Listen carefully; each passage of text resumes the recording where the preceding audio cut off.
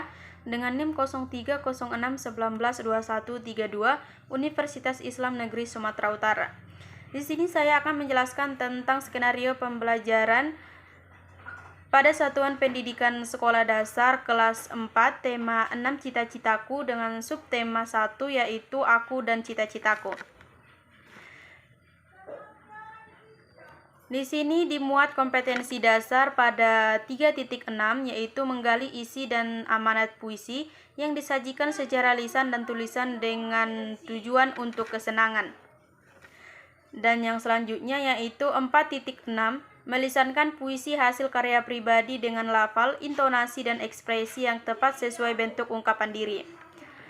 Di sini materi yang akan dipelajari yaitu bahasa Indonesia, yakni ciri-ciri puisi dengan pendekatan saintifik yaitu mengamati, menanya, mengumpulkan informasi, dan menggunakan model cooperative learning type PBL atau problem based learning dengan metode tanya jawab, ceramah, dan diskusi.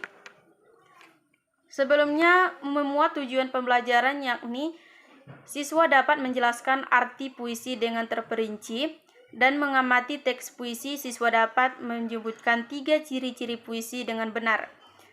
Dengan diskusi kelompok, siswa dapat menentukan ciri-ciri puisi dengan tepat, dan dengan diskusi kelompok, siswa dapat membuat laporan hasil mengidentifikasi puisi dengan sistematis.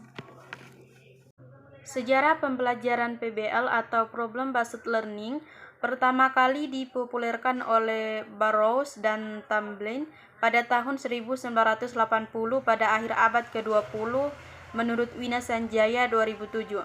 Pada awalnya PBL dikembangkan dalam dunia pendidikan kedokteran, akan tetapi saat ini PBL dipakai secara luas pada jenjang pendidikan. Problem Based Learning atau PBL dalam bahasa Indonesia disebut pembelajaran berbasis masalah atau PBM. Pembelajaran berbasis masalah merupakan penggunaan berbagai macam kecerdasan yang diperlukan untuk melakukan konfrontasi terhadap tantangan dunia yang nyata, kemampuan untuk menghadapi segala sesuatu yang baru dan kompleksitas yang ada.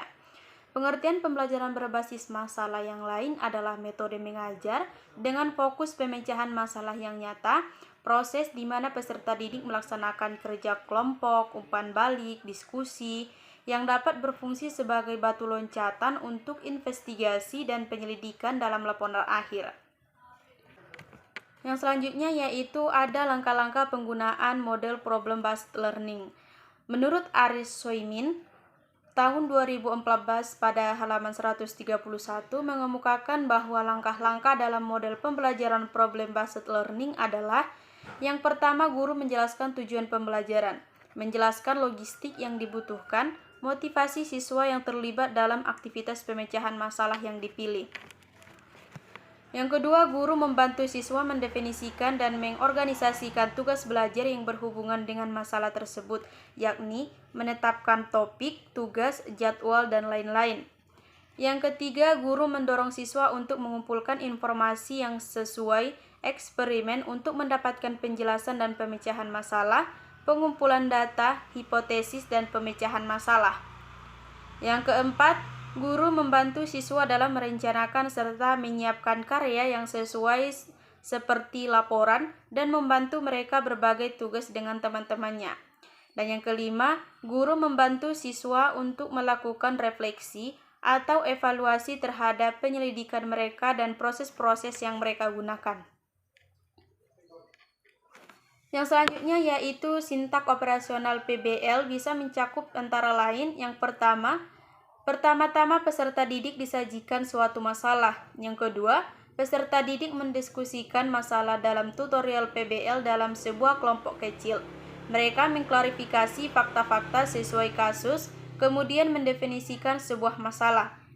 Mereka mengidentifikasi apa yang mereka butuhkan untuk menyelesaikan masalah, serta apa yang mereka tidak ketahui. Mereka menelaah masalah tersebut, juga mendesain suatu rencana tindakan untuk menggarap suatu masalah. Yang ketiga, peserta didik terlibat dalam studi independen untuk menyelesaikan masalah di luar bimbingan guru. Hal ini bisa mencakup perpustakaan, database, website, masyarakat, dan observasi. Yang keempat, peserta didik kembali pada tutorial PBL lalu saling sharing informasi melalui peer teaching atau cooperative learning atas masalah tertentu. Peserta didik menyajikan solusi atas masalah tersebut. Dan yang terakhir, peserta didik mereview apa yang mereka pelajari proses pengerjaan selama ini. Semua yang berpartisipasi dalam proses tersebut terlibat dalam review berpasangan dan review berdasarkan bimbingan guru sekaligus melakukan refleksi antara atas kontribusinya terhadap proses tersebut.